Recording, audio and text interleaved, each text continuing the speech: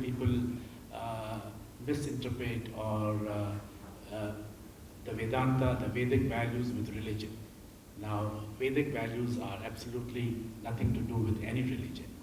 So since last 8, 9, 10 years, I don't know how and what, I started the yogic way of life. I tried to switch. Doesn't mean that I gave up my work or gave up my family. No. I practice yoga every day 2 hours, and you can't start yoga if you don't have discipline and ethics. Those are the first two principles of yoga. This has helped me a lot. Apart from what Swamiji said and Mr. Pranamal said, that you should be leading your life with integrity. What really I've been able to implement in my life, in my organization, is transparency. If you are transparent and if you have nothing to hide, everything falls into place. You cannot do anything wrong. And your productivity, even your productivity shoots up. I'm just going a little commercial. To give you an example, we created a website where we gave all the information of all our 40, 45 companies, whatever they are, and including the financials, including everything, and gave a password to all our banks and said, please don't phone us. If you need anything, here is the password. Go and have a look. All the banks are treated on pari passu basis, and this is the way it is. And we realized that we stopped receiving phone calls. We just meet for a cup of coffee or tea, maybe once a month. And we realized that our peers, same groups, who have about 60, 70, 80, 90 people in the finance department, we have only 5. Why we have only 5? Because we have nothing to hide. They can access directly. They don't have to phone anybody. The accounts clerk will tell his boss will tell the CFO to sign off. So all that eliminated and brought in only more profits. More profits because we have nothing to hide, because we are not doing anything wrong. I went a step ahead. I said, why can't I implement this in my own personal life? I see so many families having quarrels, especially after the senior parents are no more, the children fight, and most of the family organizations, they just wither away. So I created a website for myself, and I put everything what I own, everything what I have, all my desires, all my wishes on the website, and gave the password to my family members. And I said, look here, this is the way it's going to be. If you have any problems, access the website, here is the password. If you have any problems, talk to me while I'm alive. Don't create a mess when I'm not there. So the principles of Vedas, the principles of the Vedic way of life, only enhances not only your business, which is talking of the material world, but also, as Swamiji said, your inner world, your inner strength. Since I started following these principles since last 8 years, I have stopped. I don't take any pills.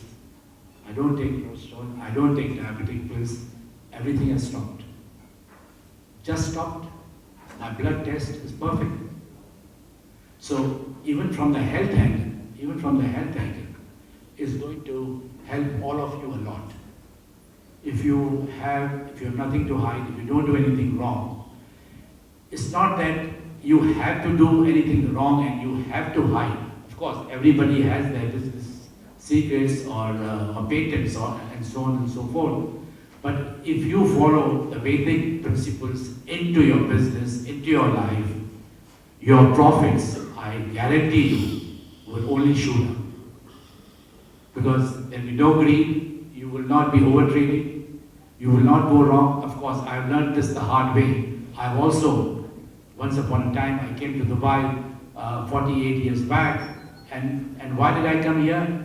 To make money. Have I made money? Yes. It's not, but I realized it's not making money is not a crime, but it's how you make it and what you do with it, as Swamiji said. And by the way, just to wake you all up, giving is not a monopoly of Bill Gates or Warren Buffett. We all can give. Just in the last couple of hours, Swamiji has given us so much wisdom. He has just given us. I mean, he said, I don't have a bank account, but he has a bigger bank account. And he was able to give us, whether we wanted it or not, we just got it. We never asked for it, and still we got it. So giving is not the monopoly. Everybody can give. You can give good wishes, you can give knowledge, you can give physical help. So let us start now by all of us giving. I would request to look, all of you to look towards your neighbor, give a smile and say, I wish you good luck. Please, can you do that? Fantastic. With your neighbor? Thanks. All of you, all of you. So see, all of you have given. All of you are happy. Now how about making all of us happy here, sitting on this dais? Give us a big round of applause. Good luck is not enough. Thank you. That's great. Very inspirational. Thank you for that. Thank you very much. I think my time is over. I've spoken more than this. No, that's all right. We've got a few minutes left. Just perhaps I wanted to ask Swamiji this kind of question within the context of what you've said, and perhaps you can share us how this can be applied for businesses and business people. What does that Vedic wisdom tell us about dealing with negativity and failure within the context of an organization, not on a personal level, but within an organizational context? And you've got, let's say, perhaps a negative spiral around you because the market pressures are a bit very, very intense on the company. Could you share some light on that, perhaps?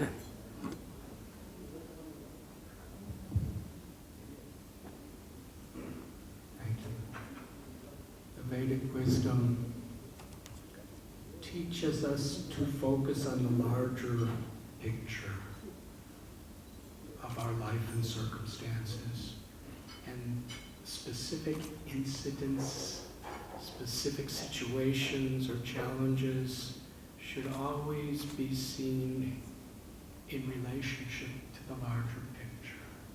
Otherwise, we can really get caught up and distracted. As it is said, this world is filled with weapons of mass distraction. So how to remain focused, that is what is really important. And what is really important in our lives, and what is really our true dharma, or responsibility to God and to others in this world. 3 principles in the Vedic literatures are especially considered necessary to have the foundation we were speaking about. Satsang, sadhana, and sadachar. Satsang means to regularly associate with people who uplift us, who enlighten us, who keep us focused on this higher vision. Sadhana means our spiritual practice. Just like if you do not eat or sleep enough, you're not going to have the energy to do your work. Similarly, if we don't put some quality time aside for our spiritual practice to make that spiritual connection, we're not going to have the spiritual strength to actually be able to see the higher vision in the little things that happen in our lives. And sadachar is when we have that enlightening association, when we're connected through our spiritual practice. In our faith, our spiritual practice is very much based on chanting God's names. When we make that connection, then sadachar, it's not enough just to have strength. We have to utilize it. That means to live with character, to live with integrity, to make right moral and spiritual choices in our daily activities. And as Mr. Piramal has said, challenges are usually the greatest opportunities for growth.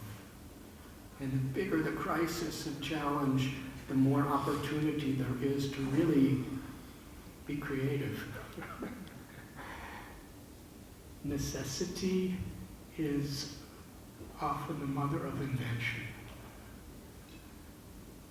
When we have a higher vision, whatever happens in this world, we can grow. That's Vedic vision. Thank you, Swami. That was lovely. Thank you very much for that. I'm just going to perhaps ask Ajay this question. Ajay, your answer, and perhaps also Mohan, you could interject and add to this. The fundamentals of business, and all business people will kind of, an axiom almost, is growth and expansion, right? And from the average person's understanding of Vedic wisdom, we are asked individually to put a ceiling on our own desires, and perhaps to shared materialism. So on the surface, perhaps, this seems to be a bit of a contradictory position to hold, especially when one runs a business where the axiomatic impulse is to expand and to grow. Perhaps can you shed some light on that, given that you've grown your business quite rapidly, new to Uncle? Let Ajay start off with answering this, perhaps. I think I spoke about that. If one looks upon oneself as a trustee, then actually growth only helps. So what is the definition of a trustee? A trustee is somebody who, there is an asset which has been created, who has to look after the asset in the best possible way, including grow the asset for the benefit of the beneficiaries.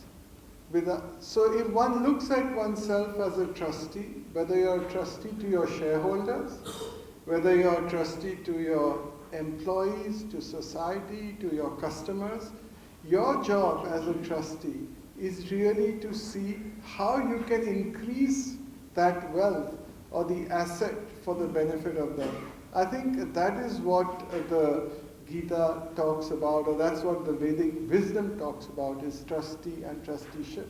And if you have that in mind, I don't think there is any conflict between growth and what we are talking about and trusteeship. And ultimately, if one looks at oneself as a mere instrument, that's what the Lord says, that you are just a mere instrument. I have actually determined what you have to do.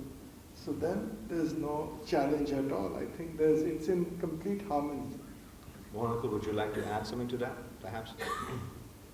Yeah, I do agree with Mr. Piramal. I mean, if you follow the Vedic way, it's more, even in your management, it is managing through collaboration and cooperation and not competition. So if you follow, I mean, as you grow, you should not stop growing, because if you grow, you create employment. It is when you create wealth, it's how you create the wealth and what you do with that wealth. If that wealth is being used, or if that wealth is for the benefit of the society and community, definitely there's no reason why you should not grow. Great, thank you.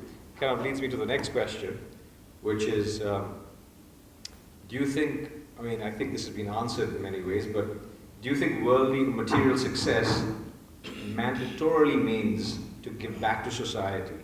Is it a mandatory thing, or in your field of work perhaps, or is it a choice that one should make?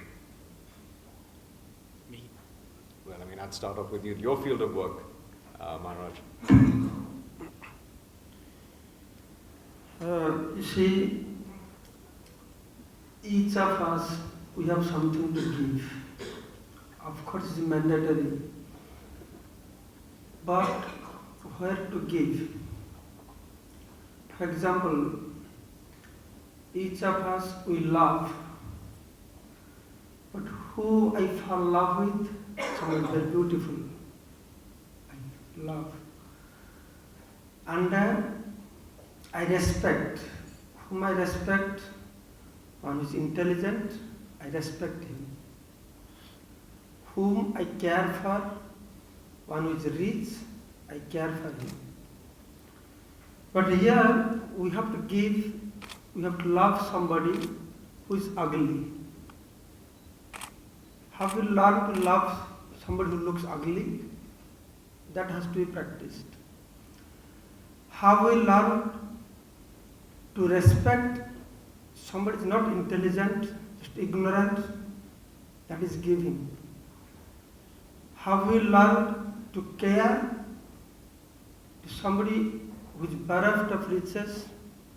So in this way, irrespective of what background, to become a perfect human being, this to give should be the principle of our life. Actually, that is the original principle of each and every living entity, that we are supposed to give. And real pleasure comes when we learn how to enjoy by giving. Though in material world we enjoy and how much we get, but spiritual basis of enjoyment is how much we give. So that's why it is very much mandatory for each and every living entity, especially each and every human being, to make their life success. Thank you very much for sharing. Yes, Akuman. I don't want to disagree. That's not my intention. But nothing in life is mandatory. Nothing in life is compulsory.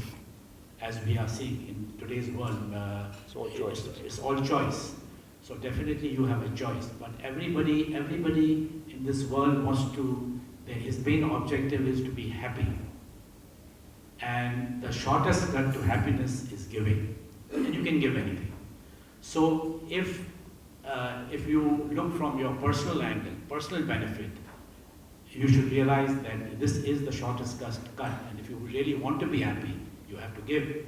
But then maybe because of you have not reached that level of enlightenment like our Swamis have reached, once we realize that this is the shortest cut, we will automatically give. But I don't think it's compulsory. All right, thank you. Ajay, I'm going to ask you this question.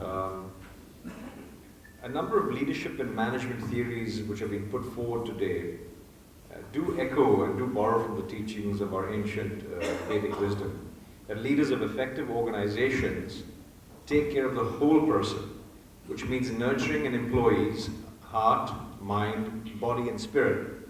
In other words, you pay me fairly, which addresses my physical needs. Please use me creatively, which is addressing my mental needs. Treat me kindly, which is addressing the heart. And give potential opportunities for me to serve humanity and their needs in principled ways, which serves the spirit or the Atma. Now, you shared a few examples in your speech, but could you share some more which address the whole person in your business or in your field of work? Best extent possible. And what is our purpose? So our purpose is doing well and doing good by actually making a positive difference to the world around us, by serving people, and by living our values of knowledge, action, and care. So let me say, doing well and doing good.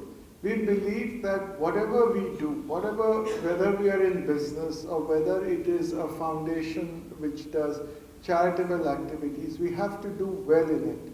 So even in it's easy to measure business doing well, but even in our foundation, we actually measure how are we making an impact in whatever we are doing. Are we making and is there a difference that we are making? So we believe that you have to do well and you have to do good. So when you are doing a business also, it has to be for the larger good. And only then, when people, and I've found that as people realize and recognize that they're doing something which is doing well as they're doing it good, then they feel much more energized to do something. And I genuinely believe that all human beings actually want to do good in life also. They want to live by values which are consistent whether it's at home or at the workplace. Yeah. And if there is that, then I think they feel better. And that's where even our values come in a place of knowledge, which is actually from the Gita. Knowledge is Gyan, action is knowledge, action and care is Gyan, Karma and Bhakti. And that's what we follow. And I found that we have businesses, we employ about 2,000 people in the United States. And believe me that even those people actually relate to these values. See, these are universal values. There's nothing which is in some ways sectarian. I think that's the strength of our ancient wisdom from India. It is so universal that people accept it. So I believe that that's why I believe that we have lesser turnover of people than what other organizations would have.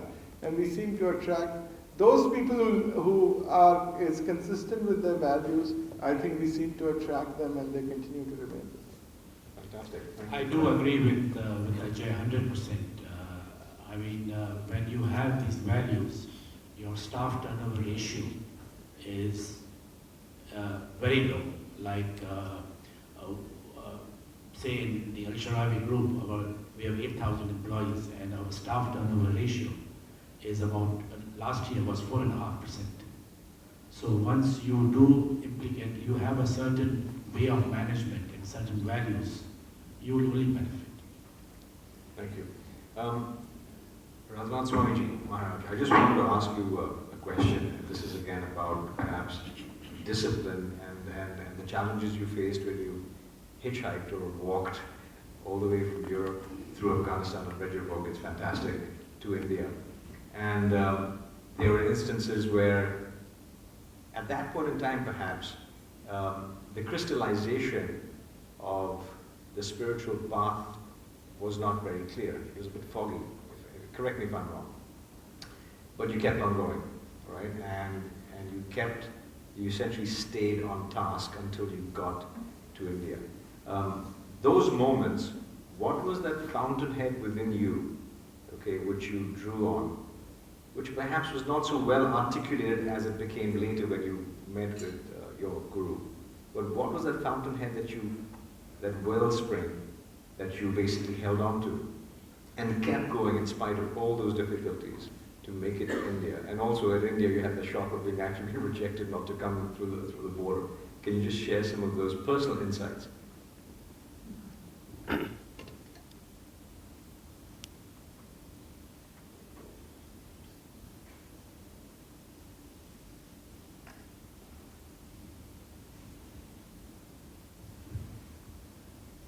In my quest, I didn't know specifically what I was looking for, but I believed that there was a God. And if I sincerely and earnestly was seeking God's grace, then that grace would be received. In my life, as a youth, I saw so much hatred, so much bigotry, prejudice, killing in the name of a loving God. And I was 1960s America was a rebellious time. It was a time to question and challenge everything. So I came to a crossroads in my life. Either I have to reject the concept of God and yoga and religion, or there must be some essential quality which is at the heart of all great spiritual paths that could create unity. And I just believed in that from the core of my heart. And whatever may have happened on my search, I believed in that grace.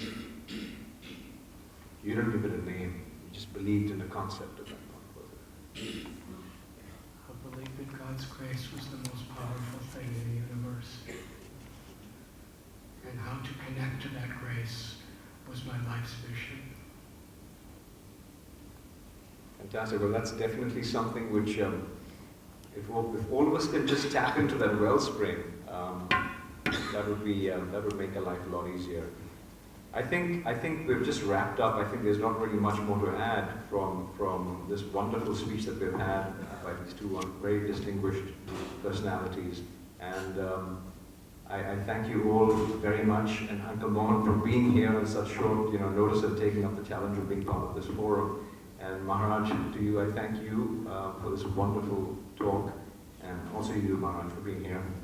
Ajay, we look forward to seeing you all again in Dubai, hopefully more often. Thank you so much. Thank you very much indeed, everybody. Okay, if there are any questions that anybody would perhaps like to direct in this to the panel, please feel free. We'll have a couple of minutes for questions before lunch will be served. Yes, Uncle Mohan. Can I get the mic to you? 1 second.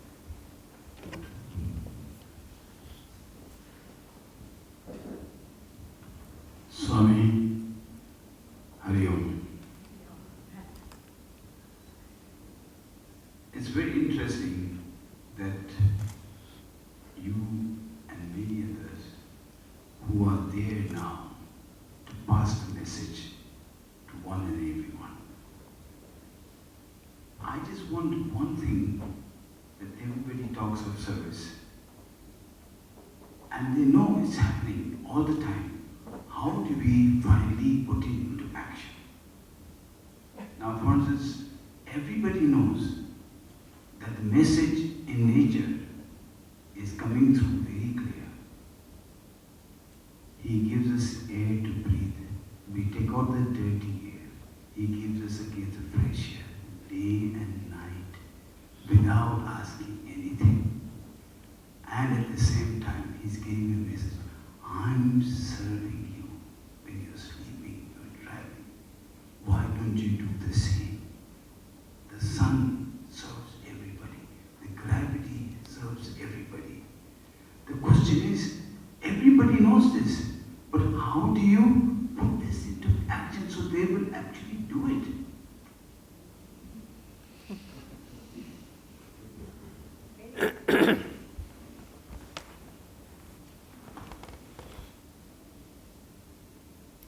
Thank you.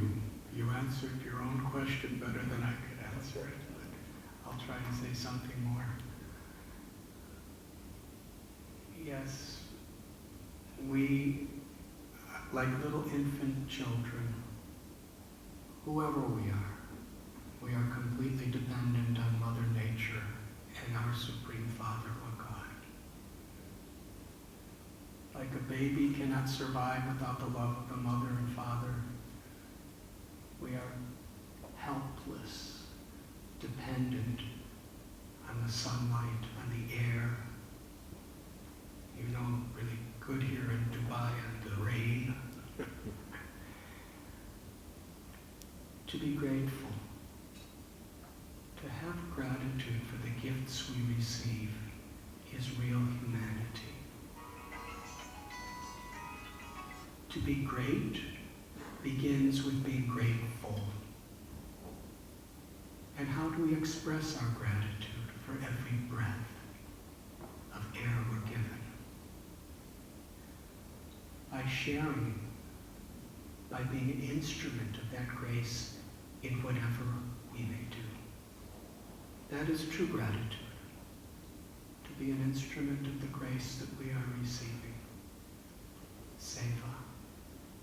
Big or small is not the consideration, but to have the dignity to do the best we can to make a difference is greatness.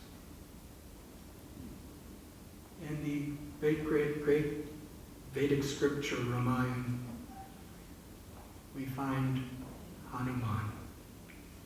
He's a powerful warrior.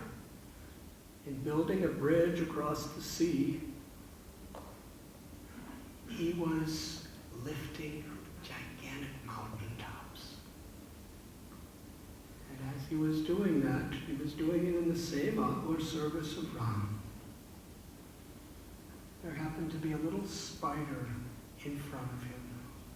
And that little spider was trying to do his or her capacity. I never heard whether it was a boy or a girl, actually. But let's say she. With her little tiny legs, she was one grain of sand at a time. She was just putting on the bridge. And Hanuman was carrying the mountain peak. He said, "Spider, get out of my way." And Ram said to Hanuman, "The spider is doing every bit as much as you in my eyes. You're doing the best you can. The spider is doing the best that she can." Seva, there's no big or small. It's a matter of heart that we really want to make a difference. We really want to take the wonderful gifts that we're giving and use them as an instrument of compassion. That is true love of God.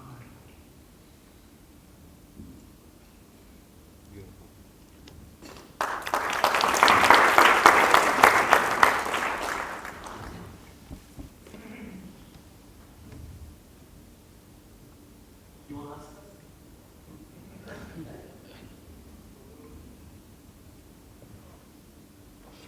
His Holiness Raghunath Maharaj just explained the importance of seva. And then sometime back, Bhakti Purushottam Maharaj explained to us how service is mandatory. And I believe that that's what the Shastras also tell us, that without service, we cannot survive. Whereas one of the panelists disagreed with that. So can Maharaj, Bhakti Purushottam Maharaj, throw a little more light on that? How service is mandatory?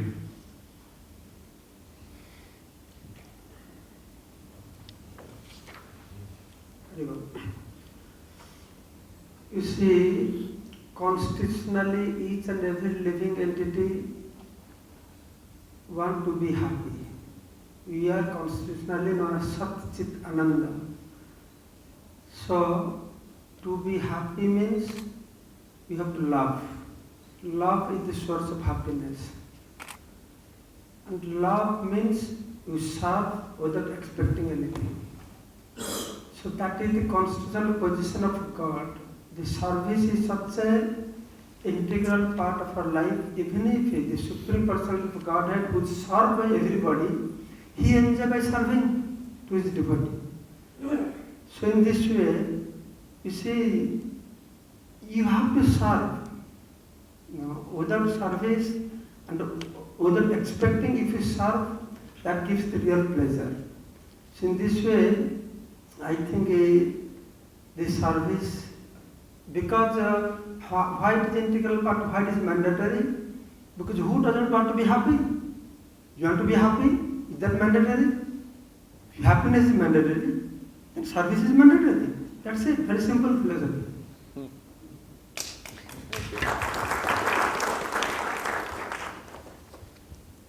I agree with Swamiji. But only thing I would like to add, when you are doing seva or when you are giving, you are doing a favor to yourself. And the person who is receiving is doing you a favor, not you, not the person who is giving. Perfect. I have to add what once Radhanath Maharaj told me about the modes of giving. Maharaj, with your permission, I will give you. So Maharaj told me that there are 4 modes of giving. One is the mode when you give it in the, when you give some charity or something to an undeserving person. So could you give it to a person who uses it for drinking or for alcohol, and Maharaj called it as the tamasic way of giving, where you don't get any credit, probably you get some discredit. Then the second one was the way when you give a service or you give a charity because you want your name, because I want my name's at ABC temple, not Radha Krishna temple, but ABC's temple or whatever it is. So that's the Rajasic way of giving. And then he said that the Sattvic way of giving is that when you give it because it's good and you really, and it's not for the name, but because you want to give it as a charity, and you think that the cause is good, you want to make a difference to the lives of those people. And the final way, he said, which is the divine way of giving, is when you give because you think you're just a mere instrument and that it is God's wealth that you're distributing and doing God's work. Am I right, Maharaj? That was your... Perfect. So that's a...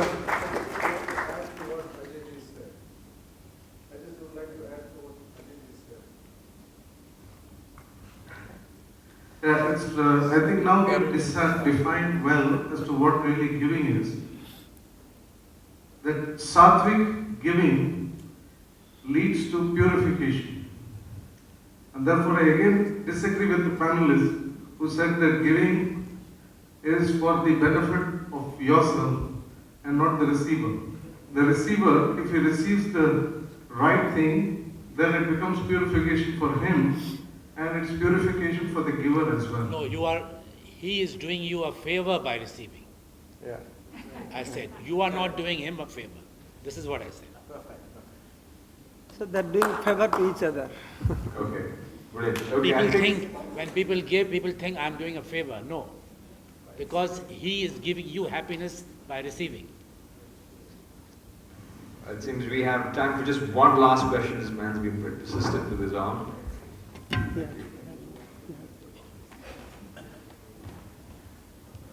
Swamiji, I have been associated with ISKCON in Bangalore, in Haridwar to an extent, and Mumbai. Now, can you shed some light on what is happening? In the old days, everything was together. Today, different division of ISKCON come, ask for, they are building a school, ask for this or that, but there is no coordination among all the ISKCON entities. Can you shed some light that when things will improve or what is going to happen?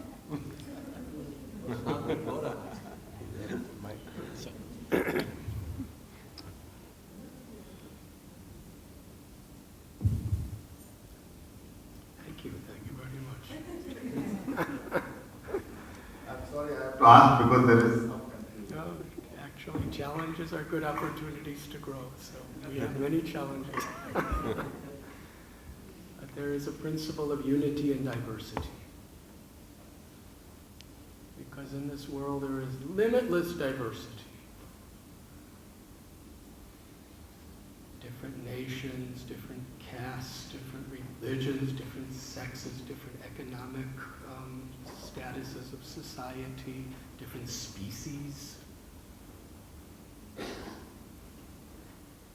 So to actually seek the essence of what is the unity within all this, if we understand the unity within the diversity of creation, then the diversity becomes something very beautiful. It makes the union even more wonderful than just one thing.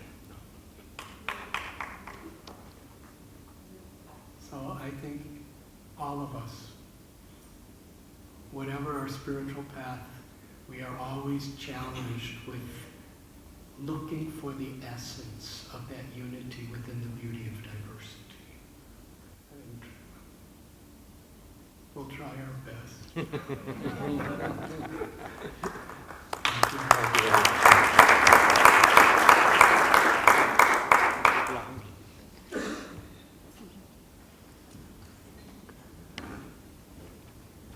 Thank you.